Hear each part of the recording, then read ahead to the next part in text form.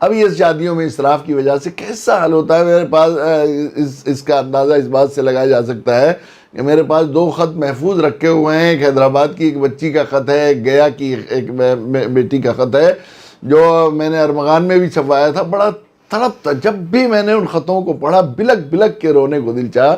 ایک بچی ہے گیا کی، اس نے خط لکھا کہ چچا جان میں نے جو ہے بڑی مشکل سے تلاش کر کے آپ کا جو ہے ایڈریس اور آپ کو یہ خط لکھ رہی ہوں، ایک مسئلہ معلوم کرنا ہے، اس کے لیے آپ کو زحمت دے رہی ہوں۔ میرے والد صاحب جونیئر ہائی اسکول میں سرکاری ٹیچر ہیں اور تبلیغی جماعت سے جڑے ہوئے ہیں۔ ہم 4 بہنیں، چاروں قبول صورت ہیں اور الحمدللہ چاروں گریجویٹ اور پوسٹ گریجویٹ ہو گئی ہیں۔ میری والدہ بیمار رہتی ہیں، والد صاحب کی تنخواہ میں ہم بچوں کا گھر کے اخراجات اور والدہ کی علاج ہی کا بڑی مشکل سے ہو پاتا ہے۔ تو اب شادیوں کے لیے جو مطالبات ہو رہے ہیں، میرے والد اس کے پورا کرنے پر قادر نہیں ہیں۔ اس کی وجہ سے چچا جان ہم اپنے والدین کے اوپر عذاب بن گئے۔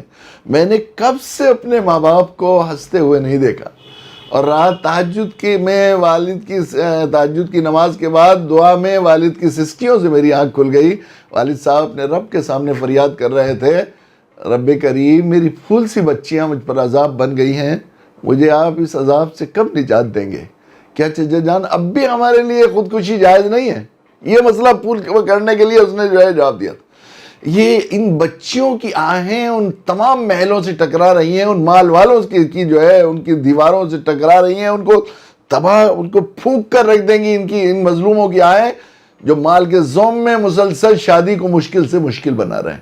اس لیے اس کی بڑی ضرورت ہے کہ ہم لوگ عملی مثالیں، تقریریں کرنے سے، وعظ کرنے سے اور اس سے مسئلہ حل ہونے والا نہیں۔ سب سے بڑی چیز ہے کہ ہم لوگ عملی طور پر لوگ کھڑے ہوں اور ایسی مثالیں قائم کی جائیں کہ ہم لوگ سادگی کے ساتھ شادی، سنت کے مطابق شادی کی جائے۔